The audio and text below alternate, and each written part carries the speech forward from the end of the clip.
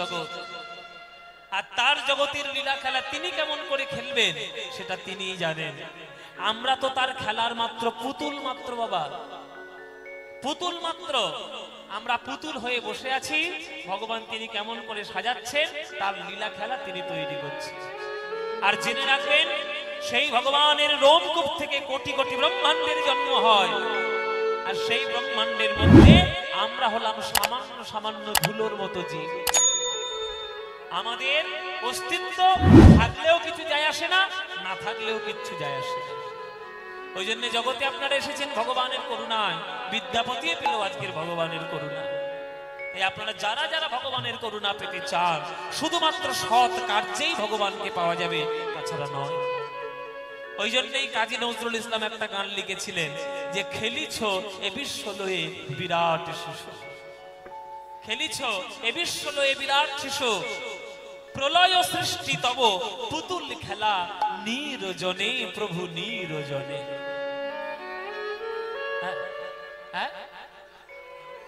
কোনটা? এইটা আবার গাইবো? দূর, কতবার শুনেছেন তো, আবার কত গাইও? আরো শুনবেন? আচ্ছা ঠিক আছে।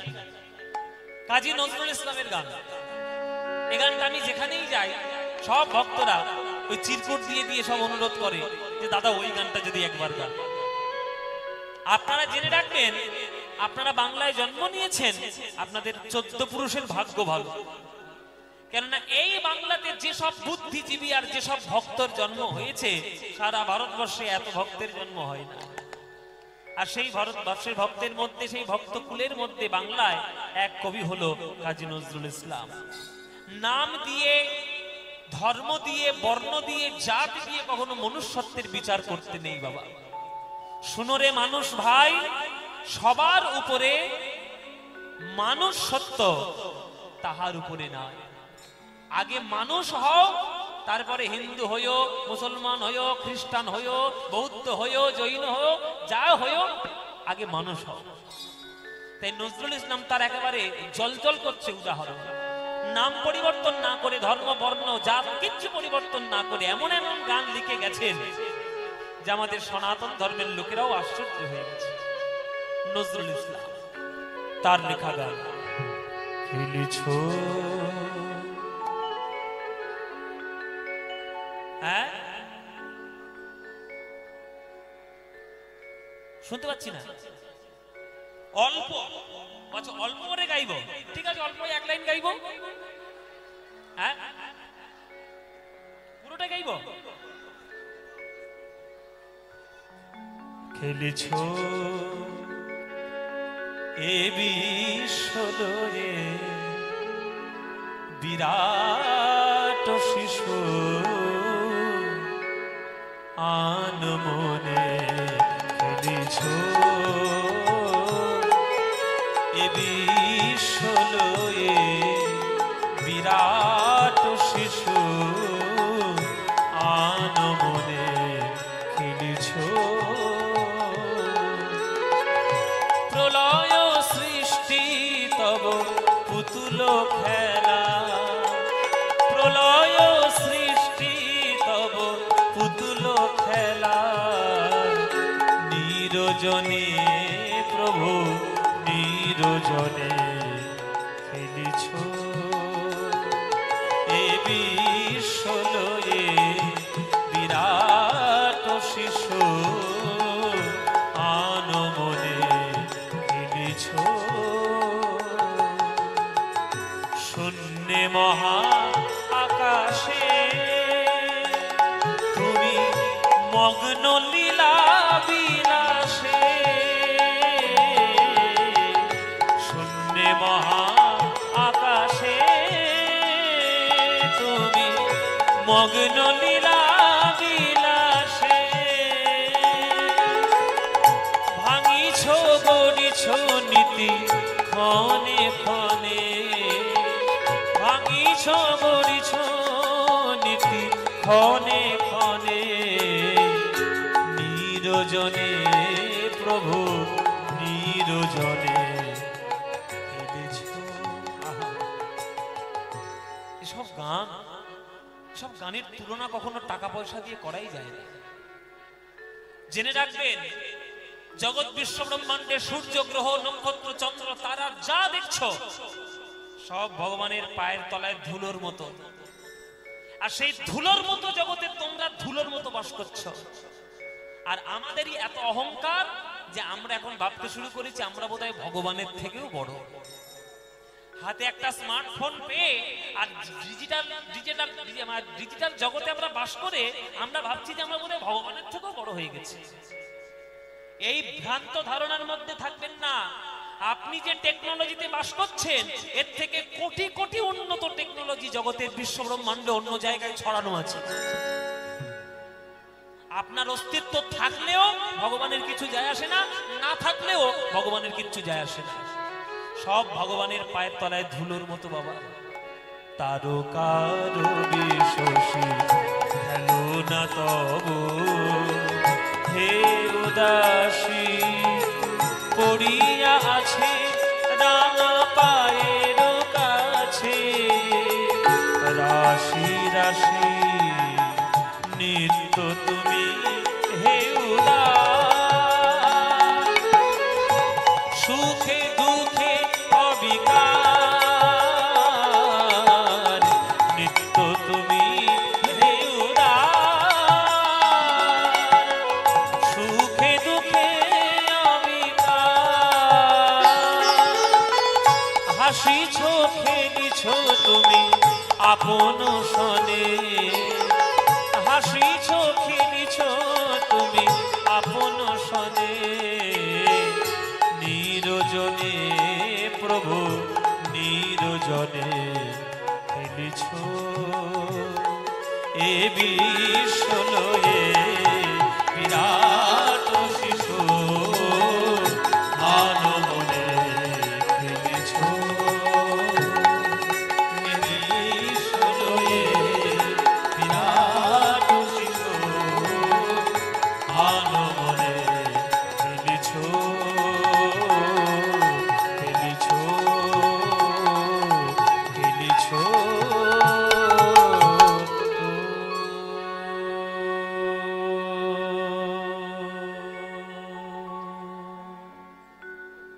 কি অপূর্ব গান। আজকের এই যে বিদ্যাপতি ভগবানের করুণা পাচ্ছে সে কি এমনি এমনি? এটাও ভগবানের খেলা। ভগবান জানে কাজ দিয়ে কোন কাজ করলে জগতের মঙ্গলময় কার্যটা স্থাপন হয়, সেটা ভগবান জানে। তাই আগের থেকে ভক্তদের পাঠিয়ে দেন। এই যে আপনারা জগতে জন্মগ্রহণ করেছেন, আমি জগতে জন্মগ্রহণ করেছি, আমাদের প্রত্যেকেরই জীবনে আসার উদ্দেশ্য একটা করে ভগবান পাঠিয়েছে। সেই উদ্দেশ্যটাকে যদি আমরা ফলবতী করতে না পারি তাহলে আমাদের জন্মটাই বেকার। আপনারা শুধু ভাববেন না যে জগতে শুধু ইঞ্জিনিয়ার হয়ে গেলেই জগতের উন্নতি। ইঞ্জিনিয়ার দরকার, ডাক্তার দরকার, মুচিরও দরকার, শ্রমিকেরও দরকার, চাষিরও দরকার, ডাক্তারেরও দরকার, মাস্টারেরও দরকার, গায়কের দরকার, চিত্রকর দরকার, সব দরকার। ভগবান প্রত্যেকের একটা একটা করে গুণ দিয়ে জগতে পাঠিয়েছে। সেই গুণটাকে যদি সেই একেবারে উন্মোচিত করতে না পারে, যদি প্রকাশ করতে না পারে, তাহলে তোর জন্মটাই বৃথা হয়ে গেল। আমি কীর্তন করার সৌভাগ্য পেয়েছি আপনাদের আশীর্বাদে, ভগবানের আশীর্বাদে। আমার মতো হাজার হাজার ছেলে ঘুরে বেড়াচ্ছে, কীর্তন করার সৌভাগ্য কার হয়? কারোর হয়েছে? হচ্ছে না। এইটাই আমার কাজ মায়েরা। ভগবান এই কাজটা করার জন্যই আমাকে পাঠিয়েছে। তুই বাবা যা, জগতে কীর্তন গাইবি, মানুষকে কীর্তন শোনাবি, আর ভক্তদের চরণ ধুলো মাথায় আশীর্বাদ রূপে নিবি। তাই আপনাদের কাছে এই আসরে দাঁড়িয়ে বাবা দীপ্তি করে বলছি, আপনাদের মতো অনুরাগী ভক্তদের সামনে আমার গান গেয়ে দাঁড়িয়ে যে আনন্দ আমি পাই, আমি কোটি কোটি টাকার মালিক হয়ে গেলেও এই আনন্দ কখনো কোনো দিন কুড়িয়ে নিতে পারবো না। সব ভগবানের কৃপা। তা বিদ্যাপতির জন্ম হয়েছে পদকর্তা রূপে জগতে প্রেম ভক্তির গান লেখার জন্য, তাতে সে শ্রেষ্ঠ হয়ে গেছে। তার মতো শ্রেষ্ঠ কেউ হয়। তখনকার দিনের ওই মিথিলার রাজা যিনি ছিলেন তার নাম ছিল শিব সিংহ। শিব সিংহ বিদ্যাপতির ভক্তিতে এবং তার কবিত্ব যে শক্তি, কাব্যিক শক্তির জন্য তাকে পছন্দ করে তাকে রাজসভায় রাজ পণ্ডিত রূপে নিযুক্ত করে নিলেন। যে আপনার এত প্রতিভা, আপনি আমার রাজসভায় আপনি থাকবেন রাজপণ্ডিত। রাজার পণ্ডিত হয়ে গেল বাবা। অর্থের কোনো অভাব নাই, টাকা পয়সার কোনো চিন্তা নাই, শুধু মন প্রাণ দিয়ে সে শুধু কবিতা লেখে, রাধা গোবিন্দের প্রেম পদ লেখে, আর জগতে বিশ্ব ব্রহ্মাণ্ডে কাব্য সাহিত্যের উন্মেষ ঘটায়, এটাই তার কাজ। হঠাৎ একদিন হয়ে গেল সর্বনাশ।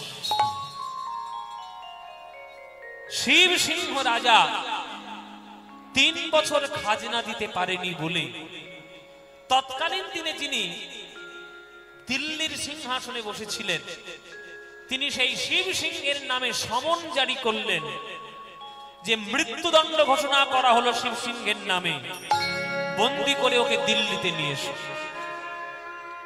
নবাবের যারা প্রহরী, যারা দাঁড়ি, যারা সৈনিক, তারা এলো মিথিলায়, আর হাত পা বন্ধন করে শৃঙ্খলাবদ্ধ করে দিল্লিতে নিয়ে চলে গেল রাজা শিব সিংহকে। মৃত্যুদণ্ড সমন জারি হয়েছে। বিদ্যাপতির চরণে এসে আছাড় খেয়ে বলল, শিব সিংহ রাজার পত্নী, রাজপত্নী, গুরুদেব আপনি বাঁচান গুরুদেব, সর্বনাশ হয়ে গেছে, আপনি ছাড়া কেউ বাঁচাতে পারবেন না। কি হয়েছে মা? বলে রাজার নবাবের খাজনা দিতে পারেনি বলে রাজাকে ধরে নিয়ে গেছে, মৃত্যুদণ্ড ঘোষণা হয়েছে। তখন বিদ্যাপতি বলছে, কোনো চিন্তা নেই, আমি আছি, আমি বাঁচিয়ে নিয়ে আসবো। বিদ্যাপতি চলল দিল্লিতে। এটা একটা অদ্ভুত ঘটনা বাবা, খুব মন দিয়ে শুনবেন, কি অদ্ভুত ঘটনা। ভারতবর্ষের ইতিহাসে আজ পর্যন্ত এই ঘটনা ঘটেনি। একটা কবি চলেছে দিল্লির রাজদরবারে রাজনীতি করতে, নবাবের সামনে দাঁড়িয়েছে, নবাবকে হুজুর সালাম নেবেন। কে তুমি? আমার নাম বিদ্যাপতি। কি চাই এখানে? আপনি আমার রাজাকে বন্দী বানিয়ে নিয়ে এসেছেন, আমি আমার রাজার মুক্তি চাই। কি তোমার এত বড় স্পর্ধা? তুমি নবাবের হুকুমের উপর হুকুম জারি করছো? তোমার কি পরিচয়, কি রাজনীতি তোমার তোমার অভিজ্ঞতা রয়েছে? কোন অভিজ্ঞতার জন্য তুমি আমার সামনে এসে দাঁড়িয়েছো? বলে আমি কোনো রাজনীতিবিদ নই। তাহলে তোমার পরিচয় কি, কি করো তুমি? বলে আমি এই রাজা শিব সিংহের রাজত্বে আমি সাহিত্য রচনা করি, কবিতা রচনা করি, গান রচনা করি, শাস্ত্র রচনা করি। বলে তাহলে ঘরে গিয়ে বসে বসে গান লেখকে যাও, এখানে রাজনীতি করার জন্য তোমাকে ডাকা হয়নি, যাও চলে যাও এখান থেকে। তখন বিদ্যাপতি বলছে, শুনুন নবাব, আপনি যদি মনে মনে স্থিরই করে নিয়েছেন যে আমার মহারাজকে মৃত্যুদণ্ড আপনি দেবেন, তাহলে দয়া করুন আমার উপরে, মহারাজকে মৃত্যুদণ্ড আপনি দিন, আমার কোনো আপত্তি নাই, কারণ আপনি নবাব, আপনি যেটা করবে সেটাই হবে। কিন্তু তার আগে আপনার সামনে আমার গলাটা কেটে ফেলে দিন, মৃত্যুদণ্ড আগে আমার দিন, আমি মরে যাই, তারপর আমার রাজাকে আপনি মৃত্যুদণ্ড দেবেন কি না দেবেন আপনার ব্যাপার, আমি দেখতে আসবো। তখন নবাব বলছে, কেন আমি তোমার গলা কাটতে যাবো কেন? তুমি কি কোন অপরাধ করেছো? আমি তো তোমার গলা কাটবো না, আমি তোমার মৃত্যুদণ্ড দেব না, তুমি কি অপরাধ করেছো? বলে শুনুন নবাব, অপরাধ আমার নয়, অপরাধ আমার এই কাব্য শক্তি। ভগবান কাব্য শক্তির অধিকারী করে আমাকে জগতে পাঠিয়েছে। আর একটা লোকের সাহিত্য কাব্য তখনই প্রস্ফুটিত হয় যখন সে তার রাজার সাহচর্য পায়। আমার রাজাই যদি না থাকবে, তাহলে কার রাজত্বে বসে বসে আমি কবিতা লিখবো, গান লিখবো, সাহিত্যের প্রকাশ করবো? তাহলে আমার রাজাকে মৃত্যুদণ্ড দেওয়া মানে আমার কাছ থেকে আমার ছাপটা উড়ে চলে যাবে। দরকার নেই আমার বাঁচার, আপনি আমার আগে গলাটা কেটে ফেলুন, তারপর আমার মহারাজকে মৃত্যুদণ্ড। তখন নবাব বলছে, বাবা এতজন কবিতা লিখতে এসছে কবি, ওই কোন কবিতা এইরকম করে কোনোদিন কথা বলে? তখন নবাবের মন একটু নরম হলো, নরম হয়ে বলছে, আচ্ছা তুমি কি ধরনের গান লেখো? বলে আমি রাধা গোবিন্দের পদ লিখি, আমি বৈষ্ণব পদাবলী রচনা করি। ও প্রেমের গান, তা প্রেমের গান আমাকে একটা শোনাতে পারো? বলে নিশ্চয়ই শোনাবো, আপনি আজ্ঞা দিন, কি গান শুনবেন? বলে শোনো, এই সবার সামনে আমি রাজসভায় কথা দিলাম, তুমি যদি গান গেয়ে আমার মন গলাতে পারো, তোমার রাজার মৃত্যুদণ্ড আমি মুকুব করে দেব। দেখি তুমি কত বড় কবি হয়েছে। এত বড় বড় কথা যখন তুমি রাজসভায় বললে, তাহলে তোমার কাব্য শক্তির পরিচয় আমার নিতে হবে। গান গাও আমার সাথে। তখন বলছে, বলুন আপনি কোন ধরনের গান শুনবেন, কি বিষয়ে আপনি গান শুনবেন? বলে, এদিকে এসো, এদিকে এসো। বিদ্যাপতিকে ডেকে নিল রাজসভার উপরে সিংহাসনের কাছে, কাছে ডেকে নিয়ে জানলা দিয়ে দেখাচ্ছে নবাব। বলে, ওই দেখো, ওই যে যমুনার তীর, ওই দেখ একটা রমণী স্নান করতে নেমেছে। ওই যে রমণী স্নান করতে নেমেছে, ওই রমণীটির রূপ বর্ণনা করে আমার মনটা গলাও। দেখি দেখি তুমি কত বড় কবি হয়েছে। যদি মন গলাতে পারো, তাহলে তোমার রাজার মৃত্যুদণ্ড আমি মুকুব করে দেব। দেখি তুমি কত বড় পদকর্তা হয়েছে, কত বড় বৈষ্ণব পদকবি হয়েছে। শোনাও আমায়। হরি বল বাবা। সঙ্গে সঙ্গে বিদ্যাপতি যোগ মায়াকে স্মরণ করছে, মা দুর্গাকে স্মরণ করছে। মা গো, তুমি আমায় আশীর্বাদ দিয়েছিলে যে যেক্ষণে আমি মনে করব ঠিক তখনই আমি গোপী অনুরাগে ব্রজ প্রেম লাভ করতে পারবো। আজ আমার পরীক্ষার সময় এসেছে মা, তুমি আমার পরীক্ষা থেকে উদ্ধার করো। আজ আমার মনের মধ্যে গোপী প্রেম জাগ্রত করো। সঙ্গে সঙ্গে সেই গোপী প্রেম জাগ্রত হলো গোপী বিদ্যাপতির হৃদয়ে। এইবার জানলা দিয়ে যমুনার তীরে ওই মেয়েটাকে দেখছি। বিদ্যাপতি মনে মনে ভাবলেন, দিল্লি হলো যমুনার তীরে। ভালো করে বুঝুন, ভালো করে বুঝুন। দিল্লি হলো যমুনার তীরে, আর আমাদের বৃন্দাবনটাও হলো যমুনার তীরে। তাহলে ওই যে রমণী স্নান করছে, আমি কেন মনে করব একটা সাধারণ রমণী স্নান করছে? আমি মনে করব যমুনার জলে যেন আমার রাধা রানী স্নান করছে। ওই রাধা রানীর রূপের বর্ণনা আমি আমার গানের মধ্যে করব। আমি মনে করব যমুনার জলে রাধা রানী স্নান করছে, আর কদম গাছের আড়াল থেকে আমার গোবিন্দ সেই রূপ দর্শন করছে।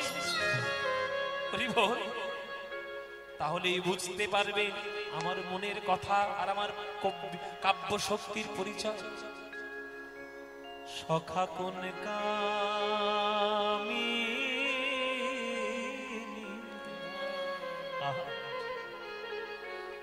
কি অপূর্ব বৈষ্ণব পদাবলীর সুর আর তার ভাব। বল বাবা। সখা কোন কামি, ও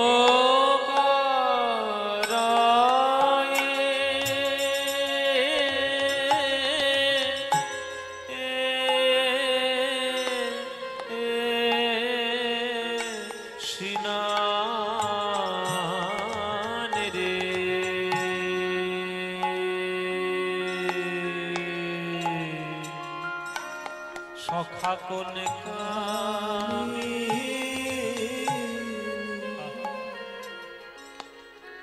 বল বাবা। সবাই একটু করজোরে রাধারানীর রূপকে কল্পনা করুন। যমুনার জলে আমার রাধারানী যেন স্নান করছে, আর সেই রূপ কদম গাছের আড়াল থেকে আমার গোবিন্দ দেখছে। আর সেই রূপের বর্ণনা কেমন হবে বিদ্যাপতি লিখছে। ও তার আকণ্ঠ বকুল জলে বইসে, আর বদন মাত্র জলে ভাসে।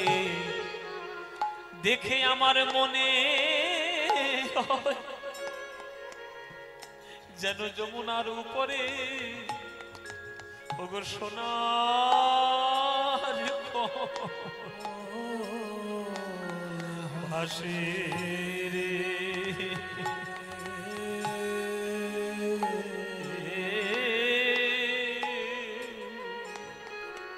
সখা সখা কোন কামি তার আকণ্ঠ বপু জলে বইসে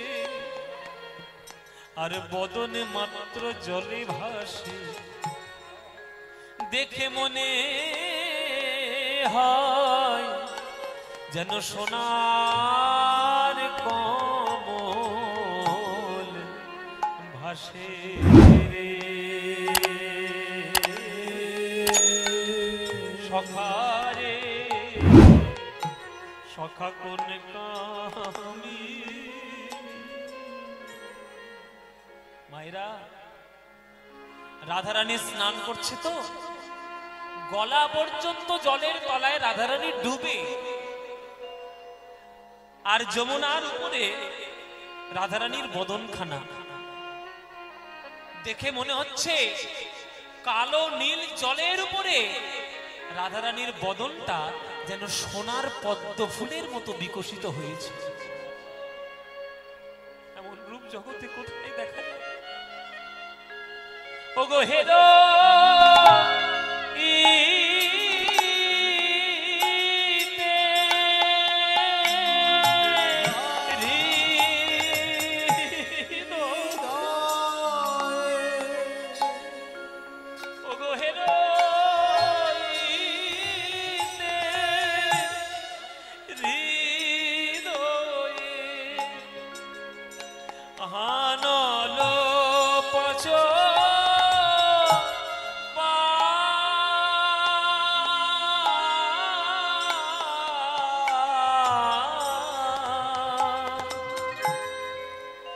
সখারে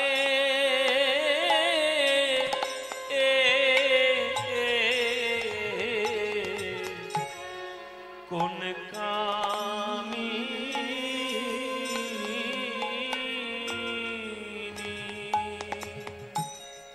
যেই চোখের জলে বিদ্যাপতি এমন সুন্দর করে গান রাধারানীর রূপের বর্ণনা করছে, সেই যে নবাব সিংহাসনে বসেছিল এতদিন তারা রমণীর স্নান দেখত কাম দৃষ্টিতে, আজ বিদ্যাপতির করুণায় মা দুর্গার কৃপায় আজ সেই নবাবের নয়ন থেকে ঝর ঝর ধারায় জল পড়েছে। নিতাই গৌর প্রেমানন্দে হরি। নবাব ছুটে এসে বিদ্যাপতির চরণে জড়িয়ে ধরেছে। তুমি কেমন গান শোনালে, কেমন গান শোনালে কবি, এমন গান তুমি সুর আমার কানে শোনালে, আমার চোখ থেকে যে আজ পর্যন্ত জল পড়েনি গান শুনে, আজ জীবনের প্রথম আমি গান শুনে কাঁদছি। কি গান শোনালে তুমি বলো কবি?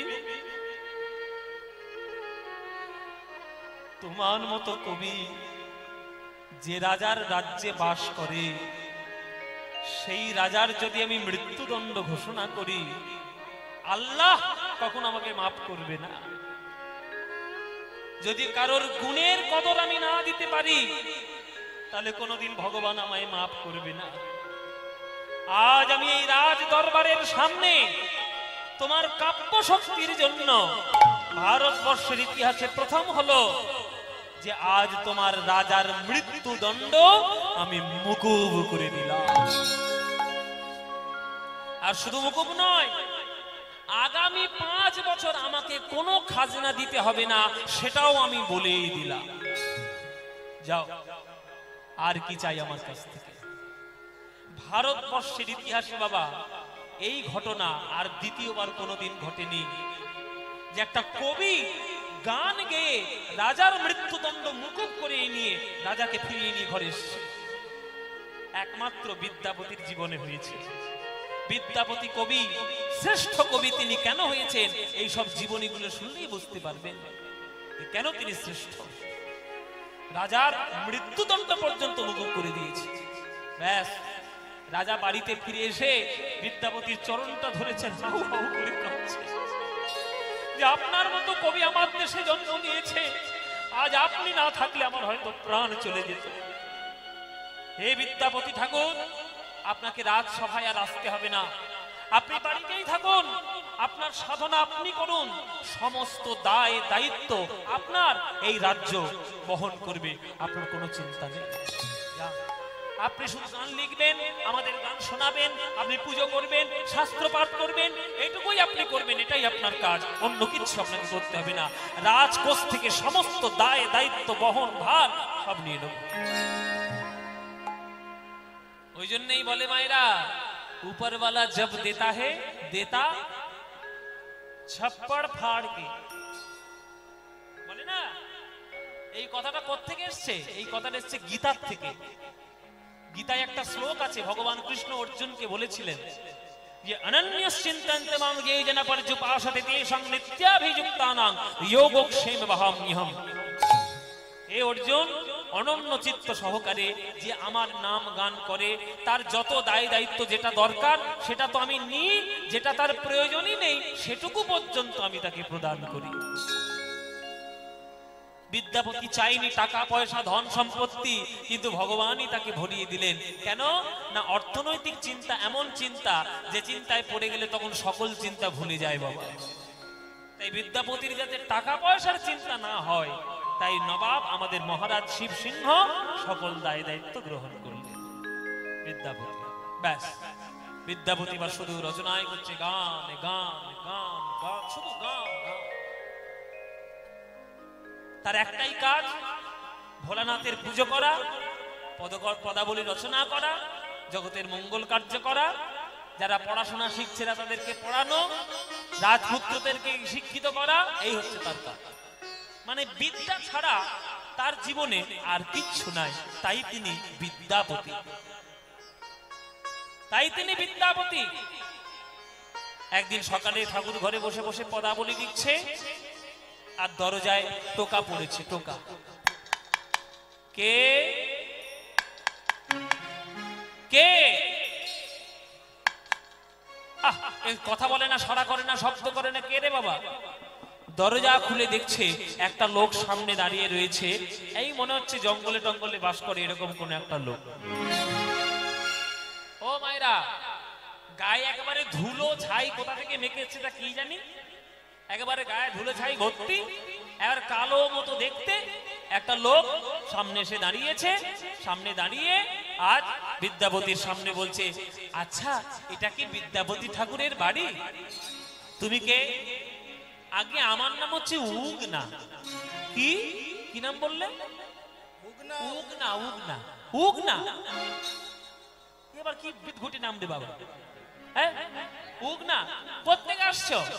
বলে আপনি আমার বাসস্থান চিনবেন না, আমি অনেক দূর থেকে আসছি, আমার শুধু একটাই কাজ, আমি ঘুরে ঘুরে বেড়াচ্ছি, কে রাধা গোবিন্দের গান লেখে, কে প্রেমের গান লেখে, আমি তার বাড়িতে থাকবো, তার বাড়িতে ভৃত্য আমি থাকবো, আর আমার মাইনে দিতে হবে না, আমার পয়সা দিতে হবে না, আমার শুধু একটাই চাহিদা, আমাকে একটু গান শোনালেই আমি তার বাড়িতে চাকর বৃত্তি করবো।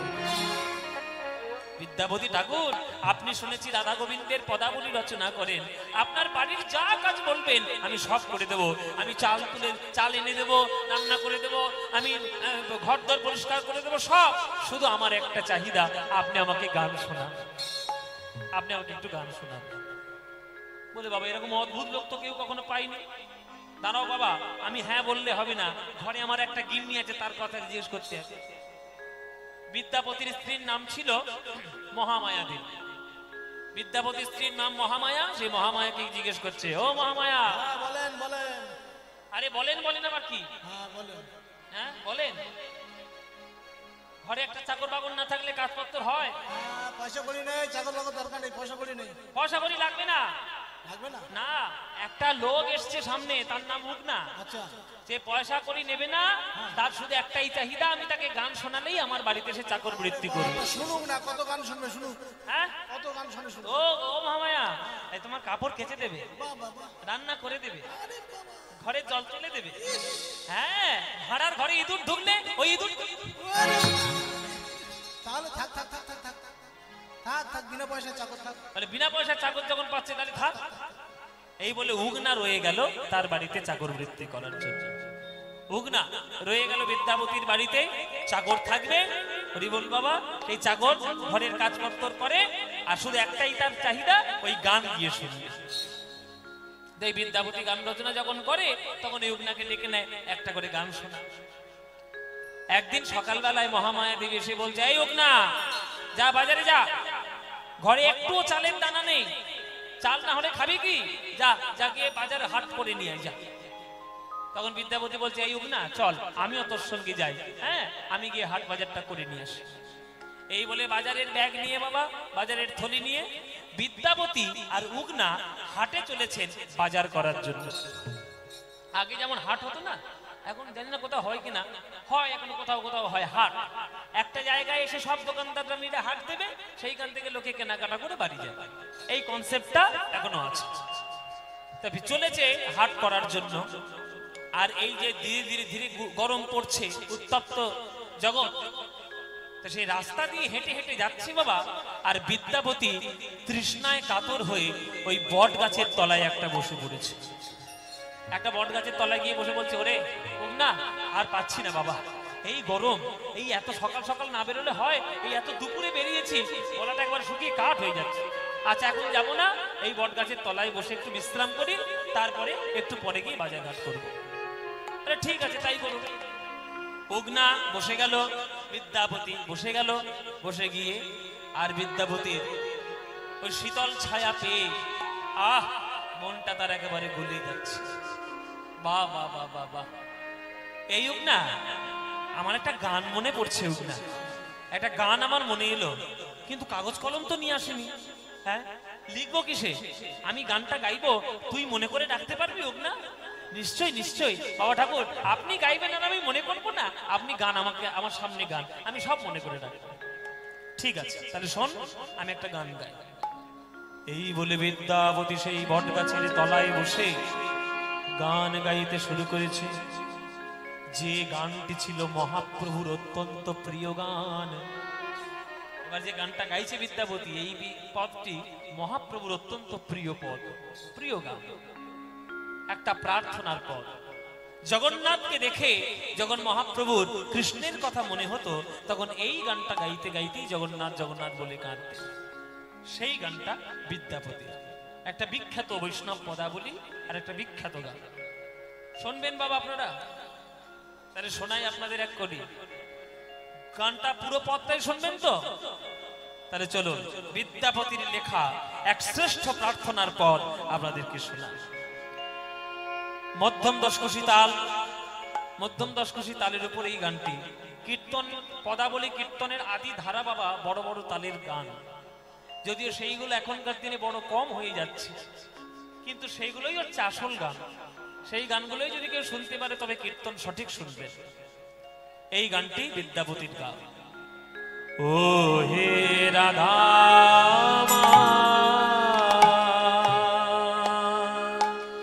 ও মাধব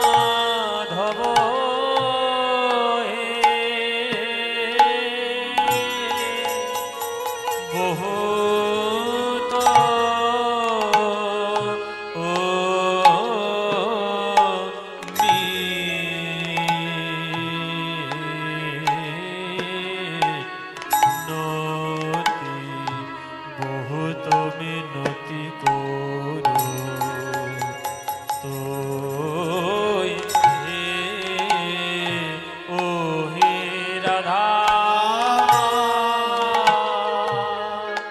ও মাধব, এই নিবেদন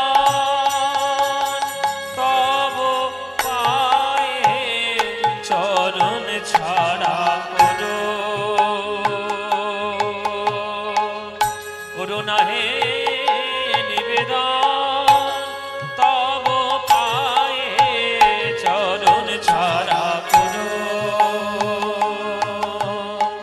করো না হে নিবেদন তব পায়ে আমি ওই চরণে সদ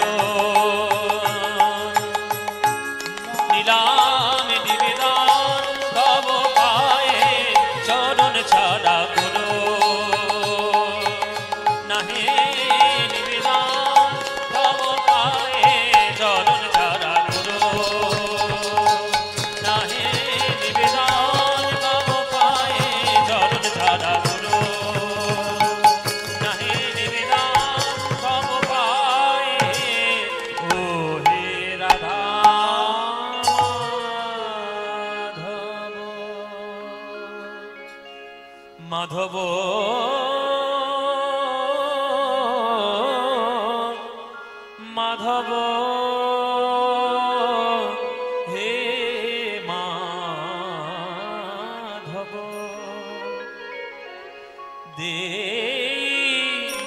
তুলসী তিল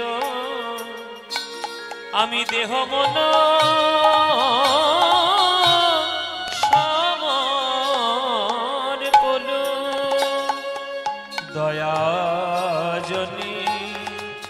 দয়াজনী ছোড়ো বিময় হে মাধব ওগো আমায় দয়া ছেড়ো না হে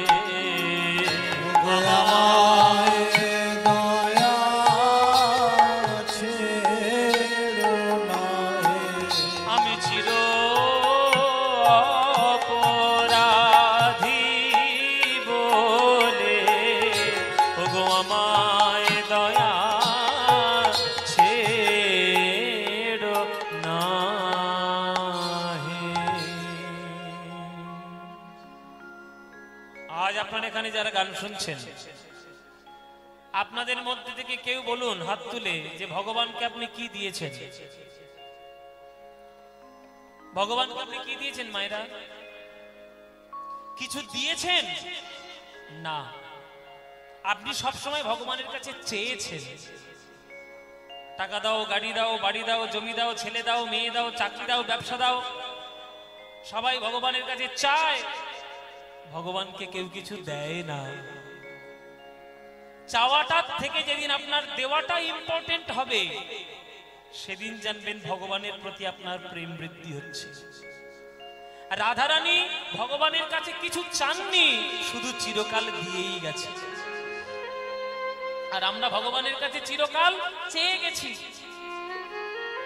তাই ভক্ত বলছে, ওগো প্রভু, আমি যে তোমার চরণে দেব, নিজের বলতে কিছু নাই, দেহ মন প্রাণ তোমার চরণে দিতে চাই, এই ছাড়াই আমার কাছে কিছু নাই।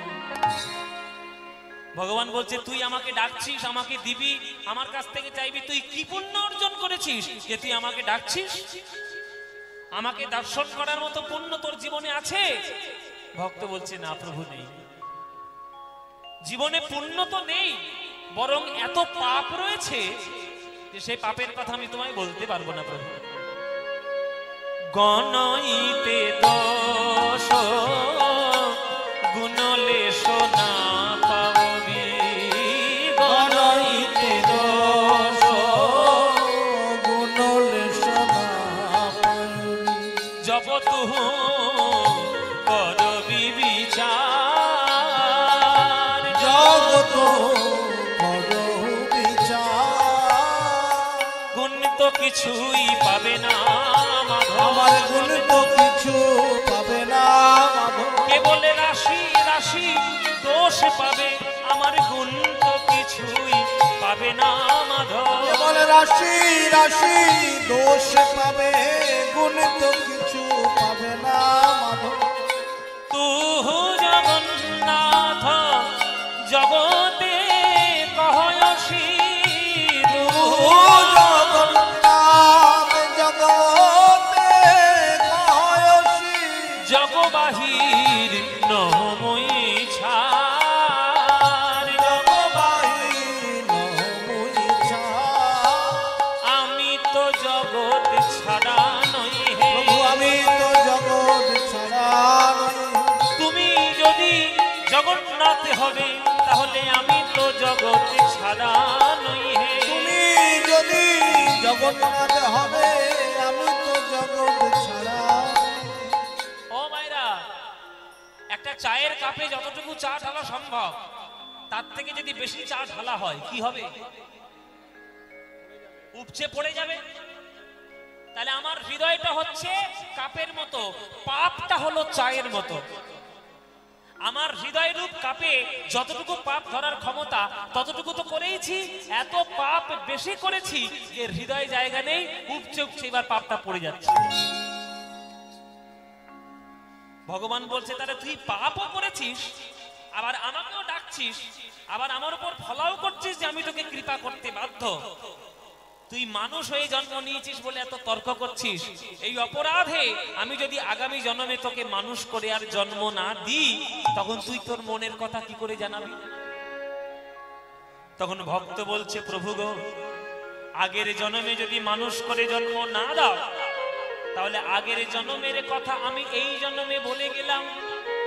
কি এ মানুষ পশু পাখি কি এ জন্মিয়ে, কি এ মানুষ পশু পাখি দিয়ে জন্মিয়ে, অথবা কীট পতঙ্গে, অথবা কীট পতঙ্গে, আমার কর্ম বিপাকে গতাগতি পুন পুন, কর্ম বিপাকে গতাগতি পুন পুন, যেন মতির তুয়া পর সঙ্গে, ওই মতির পর সঙ্গে। হে গোবিন্দ, যদি আগামী জন্মে গাছপালা রূপে আমায় জন্ম দাও, তাহলে দয়া করে আমায় তুলসী বৃক্ষ রূপে জন্ম দিও। তুলসীর পাতা দিয়ে তোমার সেবা করব, মঞ্জরি দিয়ে প্রসাদ হব, আর তুলসীর কাষ্ঠ হয়ে ভক্তদের গলায় তুলসীর মালা হয়ে আমি জন্ম নেব। যদি জলের প্রাণী করে জন্ম দাও, তাহলে দয়া করে আমাকে শঙ্খ রূপে জন্ম দিও। তোমার আরতি যখন হবে আমি ফুৎকার বেজে উঠতে পারবো। যদি তুমি পোকামাকড়ে করে জন্ম দাও, দয়া করে আমাকে মৌমাছি করে জন্ম দিও। ফুল থেকে মধু আহরণ করব, আর সেই মধু দিয়ে তোমার প্রসাদ তৈরি হবে। যদি পাখি করে জন্ম দাও, তাহলে ময়ূর করে জন্ম দিও। চূড়ার বেখমের পালক তোমার চূড়ার সেবায় কাজে লেগে যাবে। যদি পশু করে জন্ম দাও, যেন গাভী করে জন্ম দিও। দুগ্ধ রূপে তোমার কাছে প্রসাদ হয়ে জীবন সার্থক করব, আর মরণের পর চর্ম দিয়ে মধুর মৃদঙ্গ হব, হরিনাম সংকীর্তনে বাজাতে কাজে লাগবে।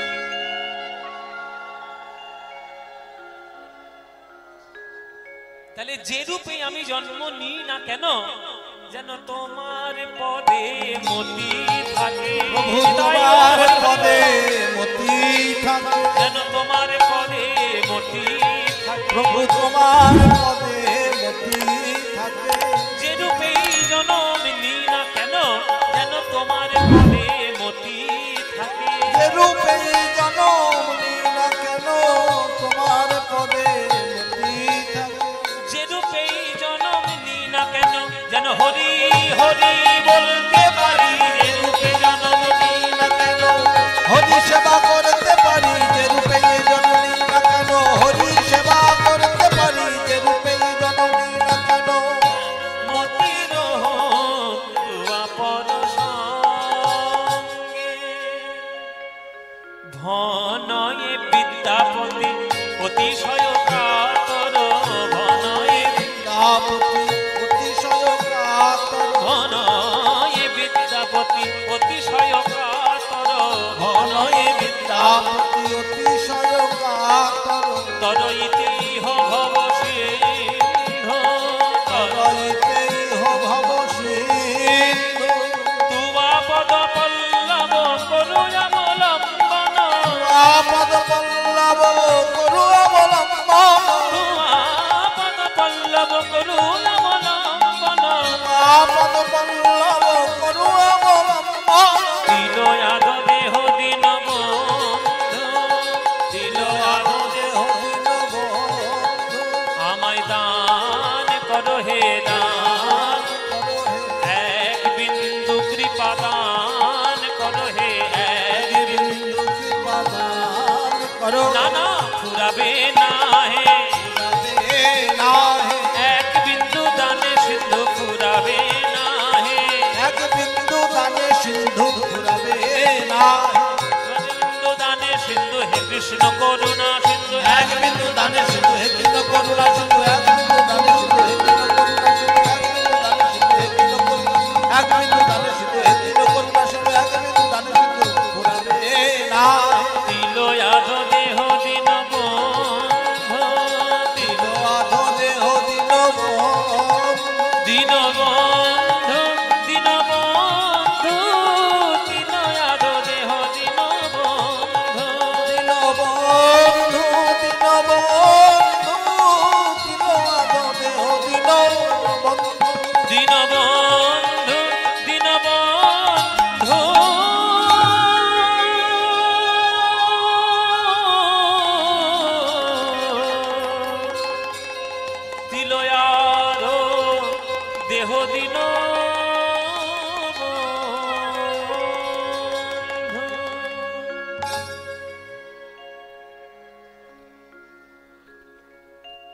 উগনা,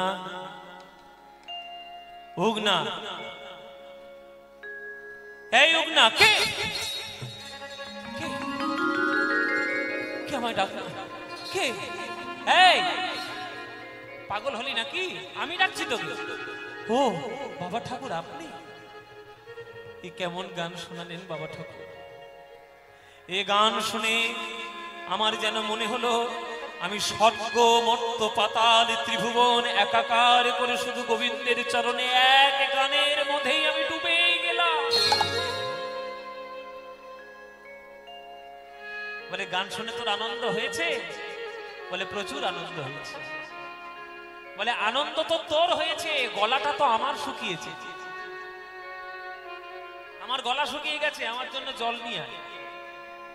কোথায় পাবি জল? জল নিয়ে আয়। জল আনতে যাচ্ছে। উগনা গেল জল আনতে, ঝোপঝাড়ের মধ্যে প্রবেশ করলো। কোথায় নাল, কোথায় নালা, কোথায় পুকুর খাল বিল আছে একটু দেখি। ও মায়েরা, একটা ঝোপের মধ্যে গিয়ে একটু পরেই হাতের মধ্যে টলটলে পরিষ্কার জল নিয়ে এসে সামনে ধরে যে বিদ্যাপতি, এই নিন বাবা ঠাকুর জল পান করুন। বিদ্যাপতি বলছে, এই জল তুই কোথায় পেলি? কোথায় পেলি এই জল? আমি এই অঞ্চলেরই বাসিন্দা। কোথায় খাল আছে, নালা আছে, পুকুর আছে, নদী আছে, আমার সব জানা আছে।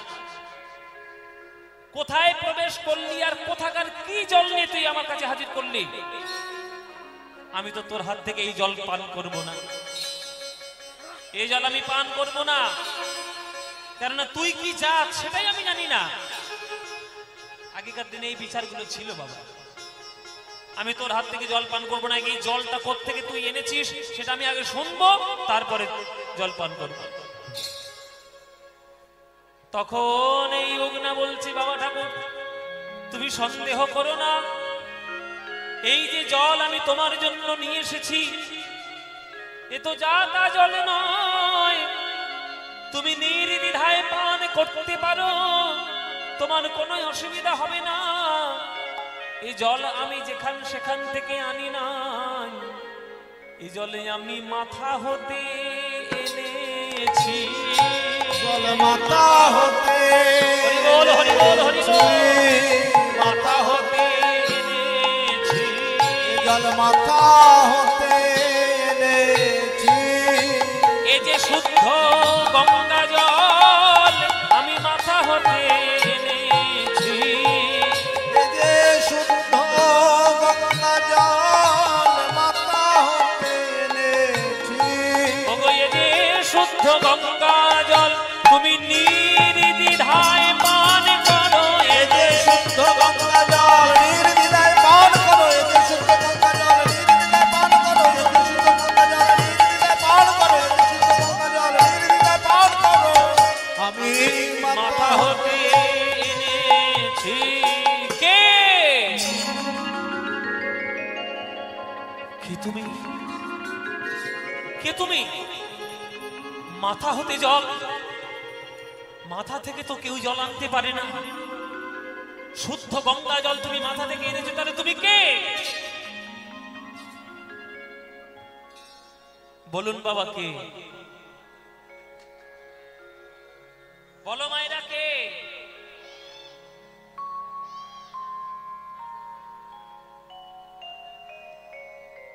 উগনা বলছে, বিদ্যাপতি তোমার পদাবলিতে আমি সন্তুষ্ট হয়ে তোমার বাড়িতে এসেছিলাম রাধা গোবিন্দের গান শুনবো বলে। এতদিন তোমার বাড়িতে চাকর রূপে ছিলাম, আজ দেখো আমার রূপ দেখো। মায়েরা, সেই উগনার ভেতর থেকে রূপ প্রকাশ হচ্ছে। মায়েরা উলুধ্বনি দিন। তবে উগনা দেখাইল আপন স্বরূপ, তবে উগনা দেখাইল আপন স্বরূপ। আজ দেবাদি দেবে মহাদেব হয় অনুরূপ। দেবাদি দেবে মহাদেব হয় অনুরূপ। আজ দেবাদি দেবে মহাদেব হয় অনুরূপ। দেবাদি দেবে মহাদেব হয় অনুরূপ।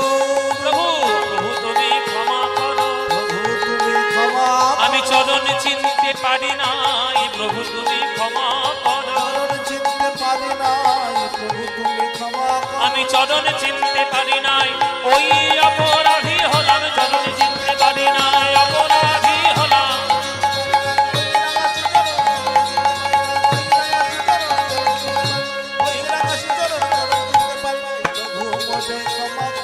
প্রভু তুমি ক্ষমা করো।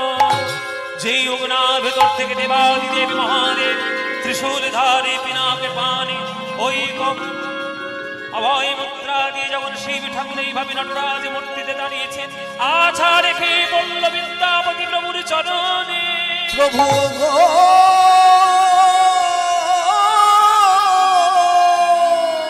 প্রভু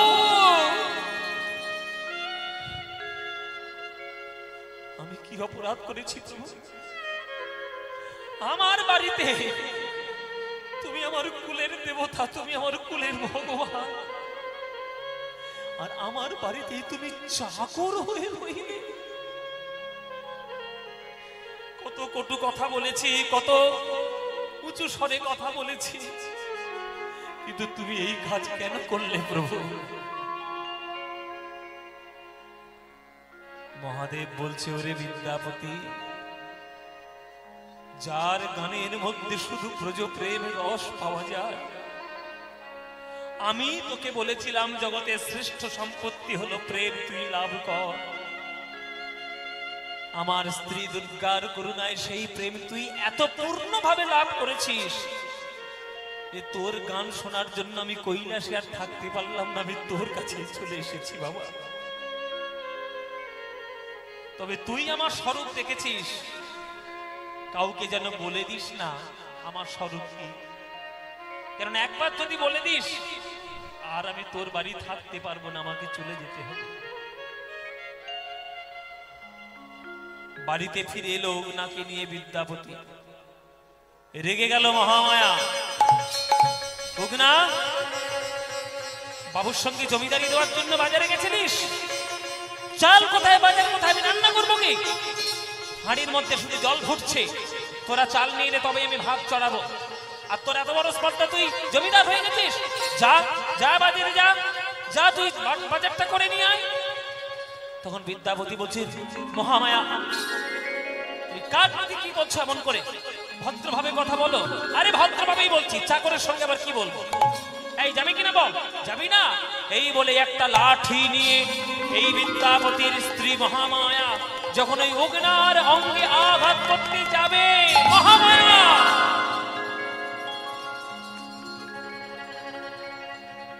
কি করছো, কি করছো তুমি? যার অঙ্গে আঘাত করতে যাচ্ছ লাঠি নিয়ে, জানোই দিকে রোজ সকালে যে মন্দিরের মধ্যে যার মাথায় ফুল দাও, বেল পাতা দাও, গঙ্গা জল দাও, দুধ দাও, সেই দেবাদিদেব মহাদেব আমাদের বাড়িতে চাকর হয়ে আসে না প্রভু। প্রভু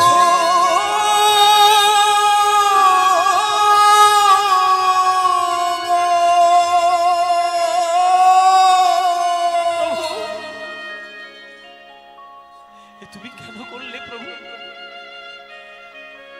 স্বামী স্ত্রী দুজনেই চরণ জড়িয়ে ধরে কাঁদছে, কিন্তু তারা আর কি কাঁদছে বাবা, শিব ঠাকুর তার থেকে আরো বেশি কাঁদছে। ওরে বিদ্যাপতি, তোকে যে আমি বারবার বললাম আমার পরিচয় বলবি না সবার কাছে, তোর স্ত্রীর কাছে তুই বলে দিবি, আর আমি তোর বাড়িতে থাকতে পারবো না, এইবার আমাকে ফিরতে হবে কৈলাসে। না প্রভু, আমরা তোমাকে যেতেই দেবো না আমাদের বাড়ি ছেড়ে। না বাবা, এরকম বলতে নেই, আমাকে যেতেই হবে। তবে রোজ আমি তোর কাছে গান শুনবো, এই কথাটাও তোকে আমি দিয়ে গেলাম। যে বট গাছের তলায় বসে তুই গান শুনিয়ে আমাকে ভাব সমাধিস্থ করে দিয়েছিস, কিছুদিনের মধ্যেই সেই বট গাছের তলা থেকে পাতাল ভেদী মহাদেব রূপে শিবলিঙ্গ রূপে আমি প্রকাশিত হব, আর ওইখানে গিয়ে তুই রোজ একটা করে আমাকে গান শুনিয়ে আসবি। ওইখান থেকেই আমি কৈলাসে তোর গান শুনে আমি ব্রজ প্রেমে, রাধা গোবিন্দর প্রেমে আমি সিদ্ধ হব বাবা। এইটুকুই আমার বল বাবা। কিছুদিনের মধ্যেই সেই বট গাছের তলা থেকে পাতাল ভেদী মহাদেব উদিত হলেন। সেই পাতাল ভেদী মহাদেব উদিত হওয়ার পর সেইখানে প্রত্যেক দিন গিয়ে একটি করে গান বিদ্যাপতি শুনিয়ে আসতেন। সেই বিদ্যাপতি বিশ্ব ব্রহ্মাণ্ড যতদিন থাকবে ততদিন তার নাম নিয়ে লোকে প্রণাম করবে, কেননা বিদ্যাপতির মতো শ্রেষ্ঠ কবি আজ পর্যন্ত জগতে জন্মগ্রহণ করেনি। সেই বিদ্যাপতির সমাধিস্থল হচ্ছে সমস্তিপুর বলে একটা জায়গা, সেটাও বিহারের মধ্যেই, নেপাল বিহার বর্ডারের কাছাকাছি। আপনারা অনেক জায়গায় গিয়েছেন, অনেক কিছু শুনেছেন, অনেক নৃত্য দেখেছেন। আপনারা যদি কখনো পয়সা খরচা করে যদি আপনারা মিথিলায় গিয়ে বিদ্যাপতির ওই জন্মস্থান, সেই লীলাস্থান দেখে আসতে পারেন, তাহলে আপনাদেরও জীবন ধন্য হবে বাবা। এখনো পর্যন্ত সেই বিদ্যাপতির জন্মভূমিতে শাস্ত্র পাঠ হয়, মন্দির রয়েছে, আর যা যা পদাবলী তিনি লিখেছেন সেই সব পদাবলীগুলো পাথরে খোদাই করে লিখে এখনো সেই মন্দিরের গায়ের মধ্যে লেখা রয়েছে। সেই গান, সেই পদ আপনারা অবশ্যই শুনতে পাবেন আর দেখতেও পাবেন। আর সেই বিদ্যাপতির নামে সবাই একটু জয়ধ্বনি দেবেন। শ্রেষ্ঠ কবি পদকর্তা বিদ্যাপতি ঠাকুর কি, বিদ্যাপতি ঠাকুর কি, বিদ্যাপতি ঠাকুর কি জয় নিতাই। সেই বিদ্যাপতি শিব ঠাকুরের করুণায় কি করে ভক্ত হয়েছিলেন আজকের আমরা সেটা দেখলাম। আগামীকাল শিবরাত্রি, আপনারা শিবের মাথায় জল ঢালবেন। ভালো বর পাওয়ার জন্য একদম ঢালবেন না, সব সময় ঢালবেন যে হে শিব ঠাকুর, তোমার মতো যেন বৈষ্ণব চূড়ামণি আমি হতে পারি, আর কৃষ্ণের ভক্তিতে আমি যেন ভক্ত হতে পারি। জয় নিতাই। সেই বিদ্যাপতির কথা আজকের আমরা এখানে রাখলাম, আমরা আস্বাদন করলাম। আমার পরবর্তী সম্প্রদায় তারা চলে এসেছে, আমার একটা বোন আসছে আপনাদের কাছে গান শোনাবে, নয়না দাস। আপনারা প্রাণ ভরে তার কীর্তন শুনবেন, তারপরে রাসলীলা শুনবেন। আজ সারা রাত ধরে আপনারা রাধা গোবিন্দের প্রেমে মত্ত থাকবেন। চলুন যাওয়ার সময়, লীলা শেষ করার সময় একটা ভজন গান গাইতে গাইতে আজকের আমাদের গান আজকের আমরা শেষ করব। অচ্যুতম কেশবম কৃষ্ণ দামোদরম, অচ্যুতম কেশবম কৃষ্ণ দামোদরম, রাম নারায়ণম জানকী বল্লভম, রাম নারায়ণম জানকী বল্লভম, রাম নারায়ণম জানকী বল্লভম, राम नारायण जानकी वल्लभ। कौन कहते भगवान आते नहीं, कौन कहते भगवान आते नहीं, कौन कहते भगवान आते नहीं, कौन कहते भगवान आते नहीं, तुम मेरा के जैसे बुलाते नहीं, तुम मीरा के जैसे बुलाते नहीं। अच्युतम केशवम कृष्ण दामोदरम, अच्युतम केशवम कृष्ण दामोदरम, राम नारायणम जानकी वल्लभम, राम नारायण जानकी वल्लभ। कौन कहते भगवान नाचते नहीं, कौन कहते भगवान, नाचते नहीं, कौन कहते भगवान नाचते नहीं, कौन कहते भगवान नाचते नहीं, गोपियों की तरह तुम नचाते नहीं, गोपियों की तरह नचाते नहीं, गोपियों की तरह तुम नचाते नहीं, गोपियों की तरह नचाते नहीं। अच्युतम केशवम कृष्ण दामोदरम, अच्युतम केशवम कृष्ण दामोदरम, राम नारायणम जानकी वल्लभम, राम नारायण जानकी वल्लभम, राम नारायण कृष्णा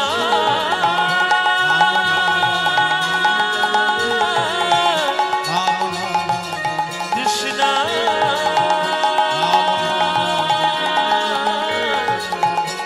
हरे कृष्णा हरि ओ।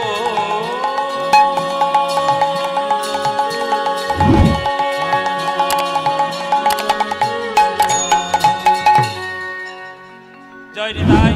পরবর্তী সম্প্রদায় আসছে, আপনারা গান শুনবেন। প্রেমানন্দে মেতে হরি বলো, হরি নামের বন্যা জেলো।